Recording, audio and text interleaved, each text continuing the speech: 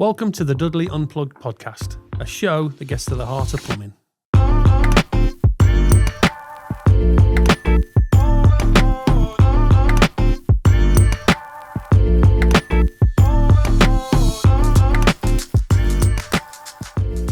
Welcome back to another episode of Dudley Unplugged. Today we're going to be talking to two experts in the field of plumbing and products designed for the water industry.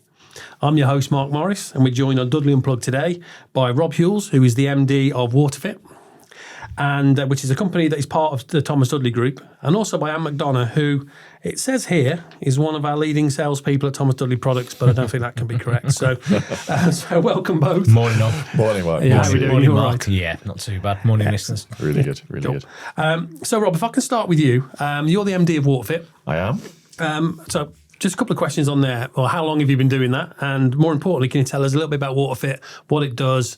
I know you've got some really good innovative products over there, so that'd be great if you just tell us a little bit about WaterFit and what it does. Sure, absolutely. So I joined WaterFit back in 2016, which was a really exciting move for me to go from a big multinational to WaterFit as a small, fast-growing business. And WaterFit manufacture fittings for the water industry that connect from the water main to your house on what's called the service pipe or the comms pipe. And other than the pipe itself, we make all of the components, all the fittings that are required. So our wheelhouse, if you like, is under pressure fittings. We can tap into pipes without breaking, without causing a leak.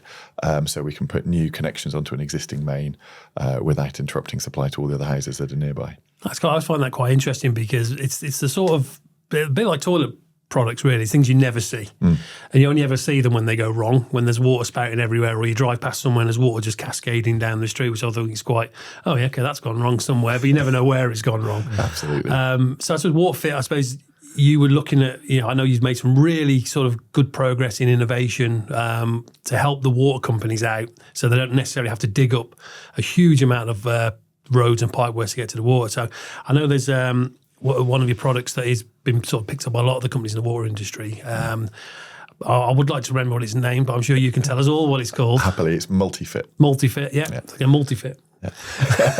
That's the one. So WaterFit, I mean, if I look at the research and design side of things, we're a small business, but about a third of our employees are involved in research and development. A third of your employees. Yeah, See, yeah. that's quite a staggering number, really, when you think about it, because some companies will give hardly any sort of time to sort of R&D, but a third of your employees, that's quite impressive, I think. Absolutely. And it's across the piece, from engineers who are involved in design through to people, even myself, involved out in the field to work with customers to identify needs and to build that strategy in terms of where the products are going. All the way through the team on the factory floor. We've got specialists in our machine shop who are really good at building prototypes. And between us, we spend our time looking at really things that haven't changed for 50 years. The water industry as a whole has got a great history. In fact, in the UK, hard as it may seem to be to believe sometimes these days, we were one of the first countries in the world to have a really strong water infrastructure, thanks to the Victorians. So there's a lot of tried and tested ways and methods to put potable water pipes together and to connect them. And really what WaterFit have done is we've taken these methods that haven't changed in a really long time and gone back to basics and said, with modern materials, if you started from scratch, what would you do now? And that process of reinvention is bringing new innovations to the market, and it's bringing real-term savings to our customers. So MultiFit, I mean, can you just how does that work exactly? So MultiFit is a self-tapping ferrule strap. Well, okay, I like that is attached to the water main going down the middle of your street, and then it forms a connection to the service pipe that's going to your house. So your house connection, which would be 25 or 32 mil polyethylene pipe, connects into the top of that self-tapping ferrule strap, and inside that fitting, that connection, we have a cutter that you can wind down into the pipe to create a hole to allow the water to travel through. But the clever bit is that the whole thing is sealed before you do that, so that you can do that on a live main with water flowing through it.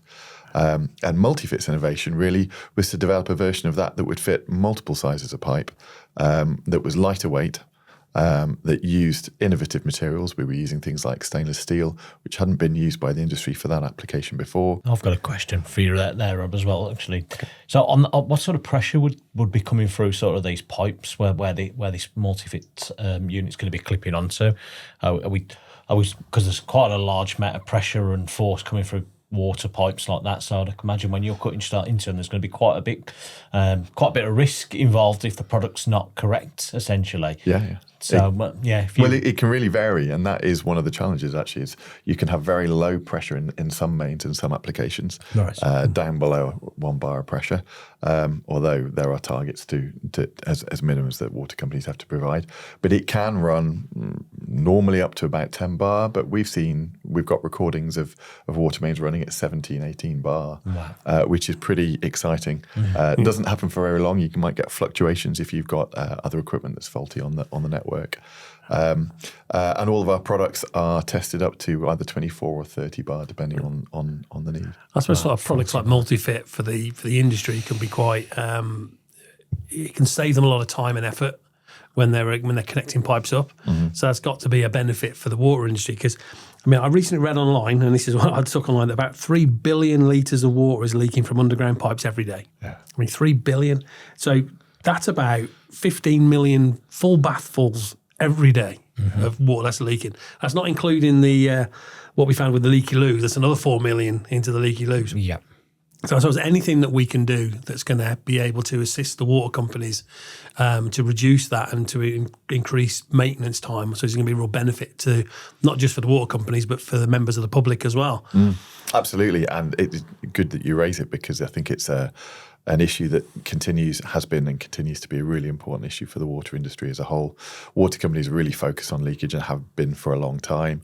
They have pretty serious targets set by Ofwat in terms of leakage reduction. And also good that you mentioned customer side, because if you look at where leaks occur, I'm not sure of the latest, but it's often described as about 50-50 between the two. So leakages within your house, very commonly on your toilet, they are a major source of leak that most people wouldn't normally spot. Yeah, I suppose it's. Back in the past, when I think we've discussed this in other podcasts, but where you have the pipe that used to go outside of your house and the water would leak out, you spot that straight away. Now it's leaking from inside the toilet. You don't necessarily spot it, but I suppose, I from experience, that you get the offer, do you want to insure the pipe work between your house and the road? And that costs most people, I don't know if it's most people, I'd say a lot of people probably don't bother getting the insurance on that until they actually really need it. It's kind of out of sight, out of mind mark in most cases, isn't it, with a lot of people, really? But we are being, the world as a whole, or certainly the UK, is being pushed towards the change in us looking after the planet more general, and water's becoming more of a subject into that for the everyday. So I think we'll start the journey now, but it's something that will become in more people's consciousness as the message is pushed out there by governments and the main, really. You're absolutely right, and water is an important resource. It's a finite resource as well, isn't it? We've all got to play a part in the next generation of the world that we want to bring.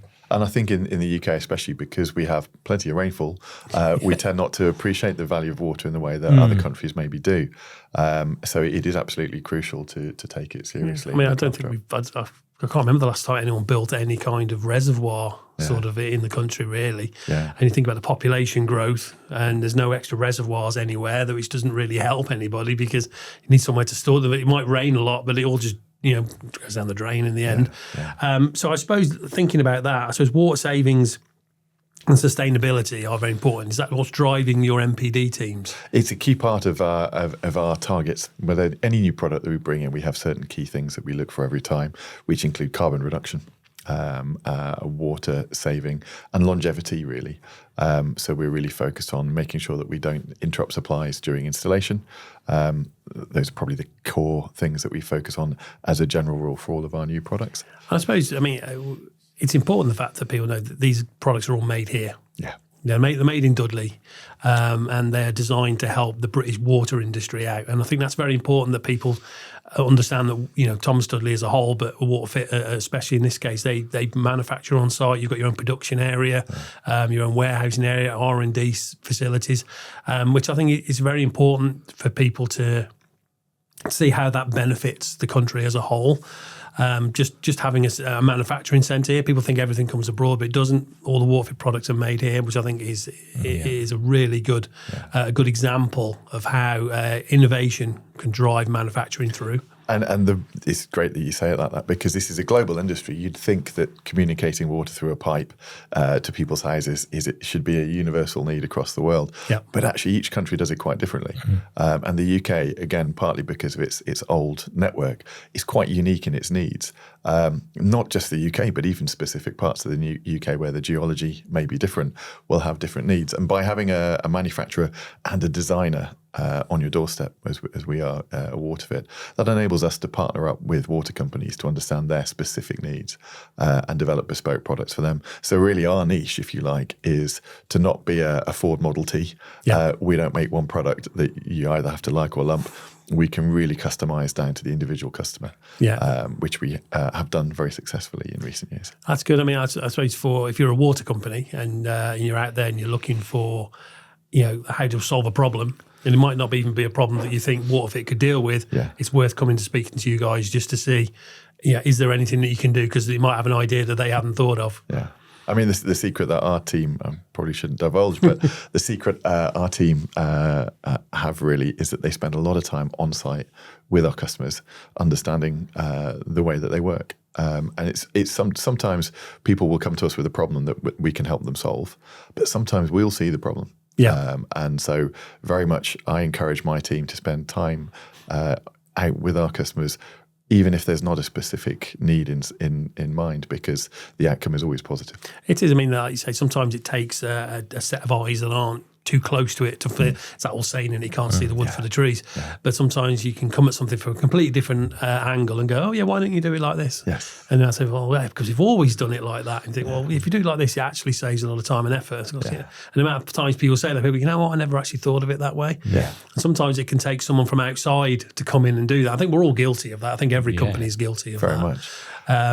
So, I mean, just WaterFit forms part of Thomas Dudley. Yes. So can you just create how that actually sort of works in practice? And so, I mean, Thomas Dudley, he owns quite a few different businesses. And so how did Thomas Dudley and WaterFit actually sort of come together? Okay, good question. So originally, WaterFit was founded by Qualis Foundry back in the 1950s, the late 50s.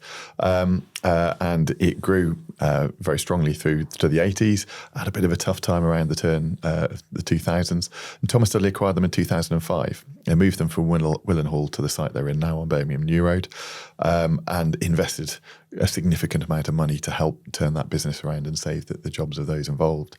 Martin Dudley himself was involved in those early days, and then my predecessor, Simon Boyes, ran the business for a period of time. And the key focus through that whole period was, again, this process of reinvention and reassessing products, re-understanding, reconnecting with our customers, building partnerships. I suppose it makes it quite an exciting place to work when you're constantly looking to sort of bring new products on rather than just sort of manage a portfolio. Absolutely. A new product, well, that is a very important part of work as well. But I think MPD, when you're developing new products for new solutions, it's an exciting moment when you get that little bit of a sort of a nugget of an idea that you take it from there and then actually get it to a product that actually that's an amazing product that everyone uses. Absolutely. I mean, for me, we have our three values: family, teamwork, and partnership. And partnership we've talked about a lot in terms of how we deal with our customers. But for my team, seeing this growth and feeling this momentum, we've always been a small family. Yeah. There's only a few of us there, and we work very tightly. There's very little gap between me at one end of the organisation, if you like, and the rest of the team. We are all in one space. We all work really tightly together. And everyone has their bit that they contribute to the whole. So yeah, it's been an exciting journey we've been on so far. And really exciting to see where we go in the future. So I suppose the question for both of you at this point is, so how do you sort of see that the challenges that are facing WaterFit and Thomas Dudley as a whole over the next few years? Is it going to be driven by looking at new products to develop water savings? Or where do you see the challenges actually coming up over the next few years? I suppose from the Thomas Dudley point of view, Mark, we're in a market that's quite mature versus Rob's market, where Rob's coming up with, WaterFit are coming up with innovation products to solve problems that are not necessarily a problem yet, but until you prove there's a solution for them. Whereas we're in more of a mature market. We've got an ever-changing landscape from people, younger generation of plumbers coming through that might not have the once brand loyalty that the older generation have as well. So we've got to figure out ways of tackling that, whether that be new innovative products, water saving products. We have to come from very different angles of mix of solutions for stuff, whether that be solutions for plumbers when, making it easier for people to fit on site, is it quick and easy, and that's going to be your SP for people to come and buy it, or is it going to be a water saving thing which is then sold to the water boards and to the wider kind of audience like that. So our challenge is trying to appeal to many, many different audiences. I suppose it's when it comes to things like toilet product and products that go under the ground as well. From a general public's point of view, we're more interested in that they work than anything else. They're functional products, aren't they? And bathrooms, I think, has probably changed a lot over the years because now people want it to be more aesthetically pleasing. Buttons instead of handles and things that actually drive people's taste. They go, "Oh, what? I want how it looks before I think about how it actually works." Yeah. Coming from a product point of view, it's like, how is it actually going to work? How am I going to actually fix that problem? How that's going to work? Yeah. So just to go on that, obviously, I think we had a dividing line over the last few years, which was COVID. And you've worked for Thomas Dudley for quite a few years, I think. Yes, I have. Yeah, since 2012, Mark. Yeah, 12. Yeah. So, how have you seen things sort of pre-COVID to sort of post-COVID? Because we had that sort of, it's almost like a reset almost, where COVID came along and then everything changed, and then how everybody worked changed. And I remember that, we couldn't, even merchants would close their doors and be trying to serve people out of hatches on doorways. So how have you sort of seen, I suppose it's a question for both of you, really. How have you seen pre-COVID to post-COVID? How has that actually changed things? I suppose it reflects a little bit on what people would be feeling in the general public about it. It almost like was nature's way of resetting the nation, of saying we need to slow down a little bit here. We realise that things can actually change. We can work in different ways. We can work from home. We've got other solutions. We can work online. It forced people into an accelerated change that was probably changing anyway, but it just forced it along a little bit quicker. And I think when it's come back, people initially have come back a bit more relaxed, and then slowly but surely it's back to full speed. Everybody wants everything urgently again as well. So it kind of had a period of time where everybody was like accepting that it may take a little bit longer to get this to you. Or now we've almost gone full circle back, where the world's completely changed into the circle where everything is instant again. I suppose it's accelerated quickly. People get used to ordering online. So you order from Amazon, you get it next day.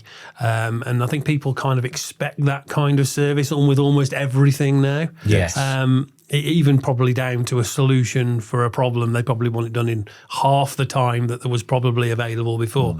So I suppose that's it's a measurable impact of COVID that people don't really think about, is how that actually changes interactions with customers. I mean, we had quite a different experience to a lot of people, I think, during COVID, because the day that the first lockdown was announced, I spoke to my team and said, I think we're probably in tomorrow.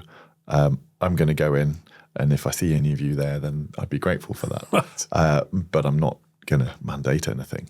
And to my surprise, everybody was in. Within 24 hours, we had letters from 5 water companies saying, we are essential services. We can't function without your products. Therefore, you're an essential service. Please be in. Okay. So the whole team stayed in the whole time through COVID. We had almost no downtime. We had some tricky moments, and I think everybody in the team would agree that the start of that period was unnerving, was uncomfortable. I think it was no one knew what or it was really going to be, did they? I mean, your masks on, screens up. No one really knew the impact of how it was going to be. We were putting systems, processes in place where we didn't have the means to judge their efficacy. We didn't know if they would work or not. Yeah. But we had to go with it. And I think it was formative, really. The team were close before that, but we probably came out even closer. That's a really good. That's a good message, I suppose. Is the fact that through adversity brings people closer, and it was a bit of a strange time. I mean, I remember I worked through, and I remember the Birmingham New Road, which is usually extraordinarily busy. Yes. You could go and lie down on it if you wanted to play football on there. You saw a car every sort of half an hour, maybe if you were lucky, which was a bit weird considering how busy that road actually is. So. I mean, and how visiting customers wise, I bet that changed. I mean, it sort of pushed through the Zoom meeting, didn't it? It did, yeah. I suppose it accelerated people figuring out different ways of working, really. And there was a lot of people who, rightly or wrongly, would use it as an excuse where you couldn't go and see them, or they didn't want you to. So a lot of stuff was. Sure, that wasn't just you. Maybe that was just me, Mark. Yeah, no, I think him delving into it, thinking all the rest of our sales guys got out. Yeah, thanks for that. But yeah, there was definitely an aspect of just people finding different ways of kind of working, and like you said, the Zoom and the Teams. And now I see it as that kind of took a back step now, and people are more into that kind of more face-to-face kind of sales sort of approach from my point of view as well. So I suppose pendulums swing, don't they? So it's swung right off the scale one way, and then it has to sort of reassert itself back into sort of almost normal operations. Yeah, it's a good way of putting it. I think people are just, COVID's just another, I've got a cold. Is it COVID? Yeah, okay, so carry on, and we just get on with it now. Yeah, absolutely. And I think that's, I suppose it shows the resilience of people, and I think the resilience of our company, I think it's Thomas Dudley as a whole. I think we sort of weathered that particular storm pretty well. I think. Yeah. So I mean, you've probably visited hundreds of customers over the years. Yeah, certainly have evolved. They're very in different forms. Yep. Yeah. Have you said? I mean, I remember.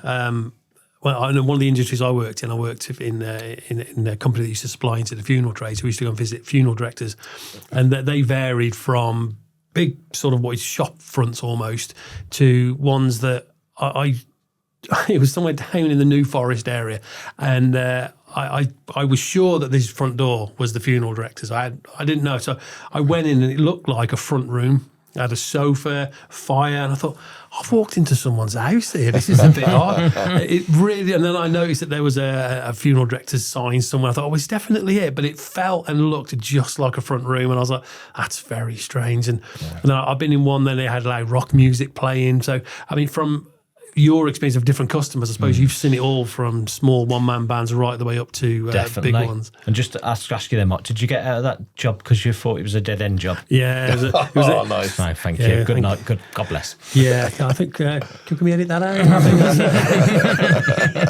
I can. So I've visited many, and I suppose, not to sound a bit corny and cheesy when I say this, but when I started back in 2012, I took on the Midlands area for Thomas Dudley, and naturally the head office is in the Midlands, so it's quite a prestige area to look after. It's quite an undertaking when you would take it over, and from that transition of seeing customers that had never met you before. And then you fast forward 3 or 4 or 5 years later, and you're walking into these people, and they're like walking into a mate's kind of place, and you get on really well with them. That's a real heartwarming kind of feeling when you get to that point with people, because it's a partnership, as we've trust on it. It's a trust thing as well. So that's always quite nice. But it's definitely been some varying different experiences from large multinational businesses that we call on a visit to your one-man bands that would sit down and quite happily have a cup of tea and talk about the football for the weekend, and you have to understand different people's needs and what they want. Have you got a favourite story of something that went horribly wrong or anything like that? I've had a few over the years, as you can imagine. I think one of my memorable one was when before we had a sort of proper technical department, if you like, looking after all the technical calls. We got a phone call from a plumber who'd fitted one of our urinal sensors. Now, just for the audience, the urinal sensor sits in front of the bowl. It's got a 5 to 10 metre proximity sensor built into it, so you walk up to the urinal, as you walk off, it flushes it. And he rung me up and he says, "Well, your urinal control's faulty here." I don't know. The only way I can get it to flush is when I have to get a set of steps out, and I have to climb the set of steps and wave my hand in front of it. And I said, and I started laughing, and I said, and I apologised and said, I don't mean to laugh, but where have you fitted it? And he said, "Well, I've fitted it up in the ceiling tile, up in the roof." Where? So, right. So your urinal's on the wall, yeah. And he said, "Yeah, but the only way is when I get on the steps and put my hand in the front of it. He said, surely we can't be doing that. And I originally thought it must have been some kind of wind-up here or something, but clearly not at all. And to think that was somebody who was in the plumbing and heating industry who just completely and utterly got it wrong. So, after a bit of re-education, he realised that he'd made quite an error in his ways there, really. More educated about urinal controls after that, to say the least. Yeah, Excellent. Yeah, so that's something that'll stay with me for a long time, I think. Yeah, I suppose that shows the variety of information you've got to hold. Not just how does something flush the toilet, but how does a sensor work? And just trying to pick up on what they're trying to tell you, sort of like saying, it's probably not in the best place you've actually put that. Yeah, and trying to remain diplomatic as well at the same time. Yeah, although I did start laughing to him as I said down the phone, because there's nothing I could do at that point, really, to be honest, because that is a laughable moment when you get something like that, really. Yeah. I suppose going out and about, I mean, I know you've had a little bit of bad luck lately where someone apparently broke into your car outside of a hotel. And, I can tell this is a bit of a leading question here, Mark, because he already knows the answer.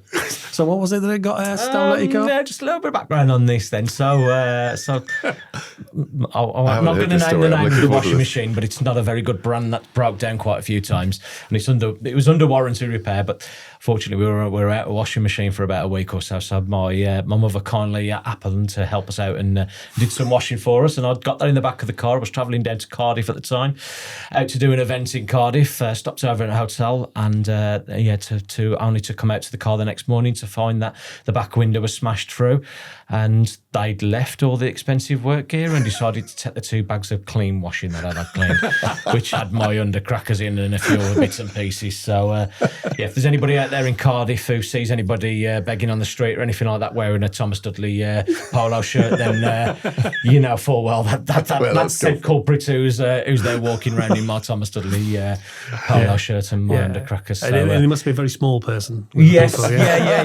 you're going to struggle to see him if you're over 6 foot. Thanks, Mark. Yeah, that's fine. We did have a bit of a laugh when we heard that. Yeah, it's what life's all about, enjoying life, isn't it? Absolutely. Yeah. You've got to smile. I suppose on a semi-serious note, I suppose, water conservation is something that obviously you were trying to solve by getting your washing done, clearly. So it changes all the time. And I remember, when I was growing up, water conservation wasn't something that was even thought about or discussed anywhere. I grew up in a time where there was no central heating, we had no double glazing. It was, it sounds like when I was a lad, it was real. But it was like the council houses I lived in. It was very basic, and thinking about what you were going to do to conserve water wasn't even. It was, did enough coal to put that on the fire now. But things have changed a lot now. So, from a business point of view and from a sales point of view as well. So, how do you keep up with the changes that are going on in the industry? Because it's moving quite quickly now. When I think about it, you're right, things have changed. And yet, in some respects, things stay the same. The networks we support have always been focused on providing a minimum level of water. But now, as you say, the focus is also on making sure we don't waste water, we don't give too much. So we've been looking at products recently that will reduce the amount of water to people's houses, not to the point that the homeowner would notice, but to prevent overpressure. Yeah. Now, overpressure can be quite a serious problem. It can damage appliances in the home. It can cause problems with your fittings or your plumbing pipe work. It's often a cause of plumbing failures in the house. But it's also a huge waste of water for the water industry. So managing the correct amount of water to each property is really important. And that's something that we think we could help with as we move forward with some of the products we're developing now. Because I think, the messages that went out were don't leave the tap running while you're brushing your teeth, all those kind of things that we as a consumer, things that we can do, So I remember that they used to put a brick in the cistern. Yes. I don't think people. Milk bottle, I think, was one of the old school things to stick a milk bottle in, and I think I wouldn't really appreciate the logic of putting a brick in the cistern of why that would even have any benefit of saving water, because it makes no. You putting a brick in the system, okay, it saves water. How does putting a brick in the system save water? It just holds an amount of water back from being flushed, essentially. Yes. Yeah, like when you've got one of our cisterns, if you take one of our Thomas Dudley cisterns out the box, it'll come with 2 baffle inserts. So cisterns, as in its raw form, would flush 6 and 4 litres. If you slot one baffle in, it'll do 5 and 3 litres, and it'll do 4 and 2.6 if you. And essentially, what the baffles do, Mark, is they just hold a pocket of water back into that recess. So when the cistern flushes, on this side of the cistern here, you'll get this pocket of water, which will equate to the litre of water you're going to save. And then as the water rises, that water then turns back over and it all becomes back into the cistern. So you're constantly recycling that water within that reservoir, essentially. So, and you can do that straight out the box with most of our cisterns to different varying flushing levels anyway. But I think, back to your earlier point, I think what's accelerated the kind of and put people's mind conscious on this kind of stuff is the water boards now are introducing like a lot of water meters. New houses are all on water meters, or Rob, I know with some of the stuff that you do. So these forced changes do make people think a little bit more. They've done it with the electric, where you've got your meters and stuff where you're conscious about the electric using. It's the same sort of principles on water that they're trying to do with the water fingers, and it won't be long before there's devices which are measuring water within your house, and then people become a bit more conscious about, and then that's where we come in, where we provide products which provide solutions to help with water saving. So it's a kind of full circle, really. It has to be done from top through to bottom. I suppose a lot of it depends where you live as well at the moment. If you live in London, for instance, probably water meters are probably a lot more common than if you live out in the countryside. Yeah, very because correct, I suppose there is it's much more the amount of population growth that London has had. There's probably a lot more water that's needed through there, and stopping leaks and reducing usage of water can actually save a huge amount from the water system. So I suppose you have to work, Rob, quite closely with the water companies in order to sort of see things for the future, sort of always feeding information backwards and forwards, I would imagine, as to how that's going to work. Absolutely. I know. So things you mentioned there, getting water to travel around the country to be in the right place, that's something that water companies have been focused a lot on recently, to improve, to get water where it most needs to be. And from our point of view, we look a lot at the different forms of renewal. So Severn Trent, for example, have recently had an initiative called the Green Recovery Programme, where they're taking out old pipes, sometimes even lead pipes, and replacing them with modern infrastructure that not only deals with very minor leaks that might be hard to detect by proactively changing a whole street of pipe work, but it also future-proofs and sets that pipe work up for the future at the same time. And doing those sorts of things, they're ensuring that their networks are going to be strong and resilient for the future. I suppose like me, people who paint the Forth Road Bridge and it gets from one and get to the other end, they just go straight back and start painting it again. So I suppose with there's probably so much pipe work under the ground now that I suppose it's a task that is there for decades to come. So I suppose they've got to get it right now, so that in later years they haven't got to read through it and go back to it all again, because that would be a complete pain for them and for the general public as well. So I suppose getting the solution right and working with people like yourselves, Rob, to make sure that's right is probably a really good starting point for water companies to understand, that there is solutions to some of these problems. And if there isn't a solution, there are companies out there like WaterFit who will work to find a solution for it. It's all about encouraging people to be brave and to make the right investment at the right time. I think that's a really good way of putting it, for companies to be brave, because we can all take the safe route. We can always, find something, I know that works a little bit, I'll just do a little bit more of that, without thinking, actually, you know what, we really need to do something different here if we're going to make a long-term solution. Because companies like governments can be short-term thinking. Okay, I'm just fixing it for now. But rather than thinking long-term, and I think it's a great way of looking at it for companies to be brave. And I would advise any company out there to be brave, take the step, come and speak to companies like WaterFit and think, okay, what can you do to help us out? Because we've got a problem. It's maybe not a massive problem now, but we probably think it's going to be, and I'm sure that there's a solution that can be done with it. And as you say, water companies at the moment, we tend to only notice when there's something wrong. We tend to only get frustrated with the problems we see. When I think about the people I meet in the industry every day who are out there working on these networks, I think about their commitment and their enthusiasm and their passion to make things better. There's a huge amount of good work going on, but of course, we only notice the bits that don't work. As with everything, it's like being a salesman, I'm sure, and you'll know that you very rarely get a pat on the back when things get delivered on time and in full.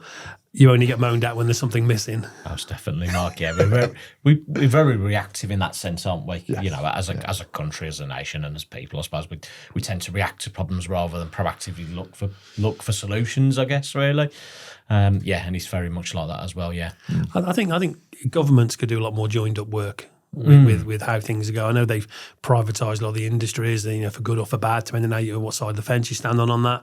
But I think there's lots of work they can do together. And I think it frustrates everybody. I mean, a good example of how companies don't work together. We had our roads closed round by where I live for about a week in different places while they put new road markings down everywhere.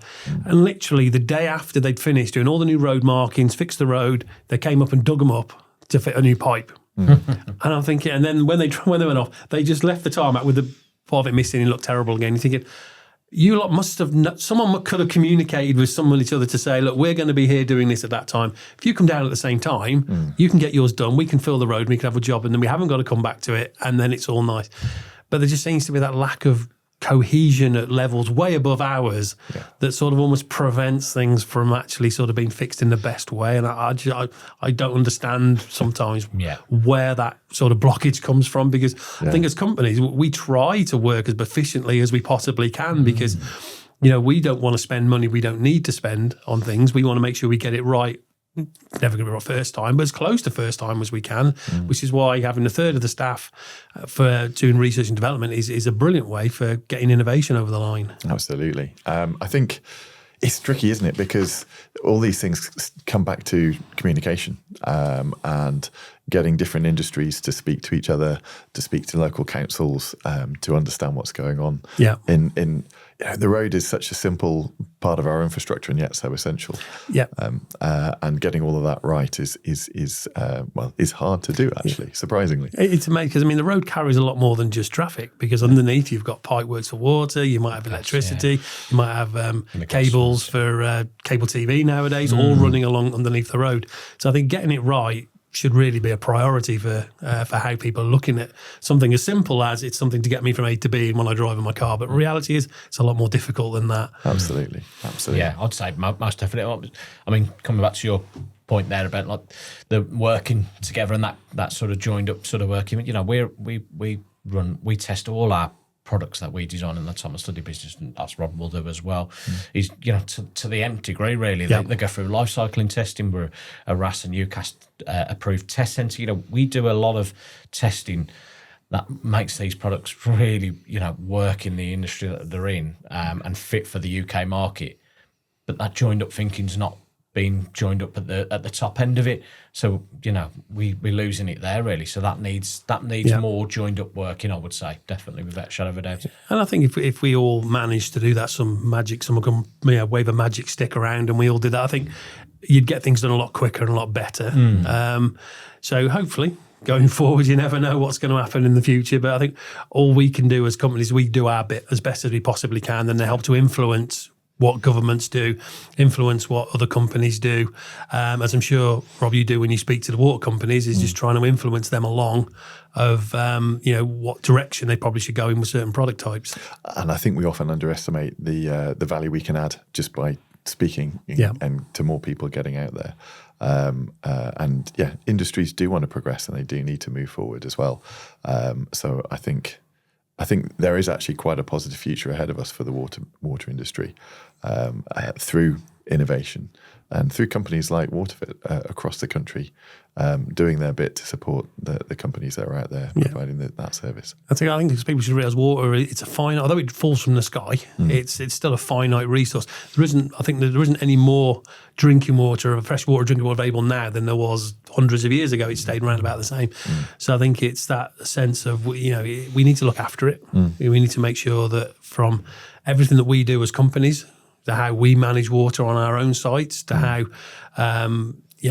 people use it at home, anything they can do, and how people look after the infrastructure that it goes in. And things like the MultiFit, I think, is a great example of how innovation can actually save time, effort, and money for companies just by fitting one product that can actually do an awful lot more than what people think it's going to do.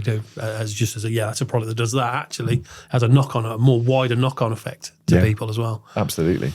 I mean, to give you an example with MultiFit, one of the key things we brought through recently as a new innovation, we've developed a version that can cut through cast iron and ductile iron pipework, which is obviously a lot more challenging. Yeah. Now, the traditional way to do that is using what's called a drilling and tapping system, and that can take up to 20 minutes. With a particularly tricky or old pipe, it might even take longer. And at the end of that process, the product they put in afterwards has to screw into this small section of pipe that may be of varying quality. It takes a lot of skill and a certain amount of luck to make sure that fitting will stay for a long time. The MultiFit product, by comparison, will easily have a 50-year life and should, in theory, last longer than that. But most importantly, the drilling process is reduced from 20-odd minutes to between 30 seconds and a minute. Wow, see that? So water companies, 20, a long time to 30 seconds and last 50 years. That's a good point. But it's things like that for a company who is sending people out, get it done in a fraction of the time, that saves not only them money and effort, but also the sort of disruption to the public who aren't having their roads dug up for that long. Absolutely. Yeah. And when you're talking about roads, one of the key things we get as feedback from our water company customers is they are acutely aware of the disruption they cause in the road network. It's a big problem for them. Yeah. Getting licenses, urgent licenses to access roads where there's an immediate need isn't always simple. And the sooner they can get off site, the better for them. So products that save them time in that installation repair process are really important for them. Excellent. Quick one for you, Ant. This is a little bit light-hearted now, but what's the strangest or funniest requests or feedback you've ever received from a customer? Oh, that's a good question, that is, Mark. I mean, you must have had, I used to get whether they've asked you for a product that doesn't exist or they're blaming you for the failure of a product that isn't even yours. Yeah, I mean, it's always kind of nice when you get that kind of irate call saying, your product's failed, you're really kind of laying it on thick with you, and then you get there and find out it's actually your competitor's product. It's always quite a nice thing to walk into, to be honest, and that has happened quite a few times. There's obviously the general kind of installation kind of errors where people are screaming and shouting at you, and you'll get out to somewhere and go, well, yeah, the reason it's not working is because you've got the reduced flush tube on the full flush, vice versa. Yeah. Quite a simple thing, but people get wrong quite a lot, I guess, And the daft things like people always saying like, your flush pipe never come with your cistern. Well, as we photograph everyone that comes out, so we do know it comes with it. And we'd prefer people just to ring up and say, yeah, I cut your flush pipe a little bit too short. Is there any chance you can send us another one? Yes. And 9 times out of 10, we'll send another one because we're quite, good in that sense. We understand that things go wrong. We just don't like when people try and say, it's our problem. It's better to be honest in that sense anyway, Mark. So quite a bit of that, really. Just a few funny customers over the years, really. The ones that you walk into for the first time.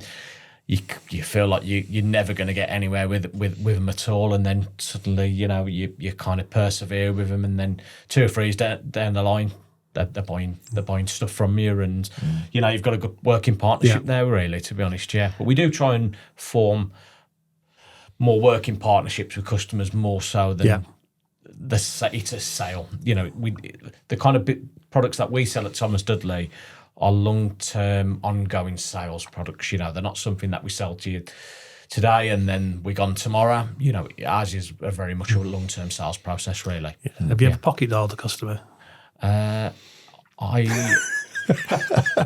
for this podcast. There's got to be a story. I know I'm a few what people. You know, Mark. I know a few people who are no longer with our business who have, and let's say they did run into our IT department and ask how to solve this problem quite quickly. And I'm not going to name any specifics there. Actually, I'm sure we would have enjoyed that particular story. No, definitely not. No, I'm not throwing anybody under the bus there at all. No, definitely not. Well done. And from a sales person's point of view, have you ever tried using a sales pitch to get out of a problem at home or a speeding ticket or anything? Yeah, unfortunately, the speeding ticket never works, which I found out recently, unfortunately. Yeah, sometimes I do have to sort of think, how would I sell this to a customer? And then I try and think how I'd sell that to my wife to get out of something. And yeah, it never works. Yeah, I'm as good as sales, really, to be honest. Yeah. I think that's something that applies to all of us because I'm certainly not the boss when I get home. Yeah, exactly. Yeah, I do occasionally get reminded not to use my managing and coaching techniques. Yeah, your psychology training is not going to work on me. Thank you very much. Yeah, I see right through you, to be honest. Yeah. Just a quick final couple of questions. WaterFit's just doing a bit of a rebrand. Yes. Yes. I know you're starting to roll that out, so I bet you're all excited about that. Absolutely. Yeah, we're just getting ready to roll it out at the moment. It was something that we wanted to do for a while, and really, it's just to reflect the change of the company as we grow. We've got a strategy that we're working on internally that governs a route forward for us to the mid-2030s, and really we're rebranding for the company that we're becoming. Cool. And if people want to come and find out about WaterFit, where do they go? Go to www.waterfit.co.uk. Cool. Excellent. So first off, I just want to thank you both for coming on the show. Sure. Yeah. And I think that it's really interesting to hear about what you guys do over in WaterFit, because although we all work on the same site, we don't always sort of get to find some of the detail out occasionally of it. And I think some of the innovation, having a third staff of innovation, I didn't know that. I think that's quite impressive. And I think that, being able to sort of turn in an idea into a product relatively quickly into that works, I think is a really it's a good measuring stick to have for a company that you're able to do that. I think that's really impressive. Thank you. And Ant, I hope you get your clothes back at some point, yeah, or maybe not, depending on who's been wearing them. Yeah, they can have them now. That's great. But yeah. So I'd just like to say thanks to Rob Ewels from WaterFit and Ant McDonagh from Thomas Dudley. Thank you. You're very welcome. So Thank you. if you enjoyed this podcast, please hit the like and subscribe buttons from wherever they are on the screen, depending on what you're listening or watching this on. And don't forget to follow Thomas Dudley. You can follow us on Instagram, Facebook, LinkedIn and X. So until the next episode of Dudley Unplugged, I'm Mark Morris. Thank you for joining us.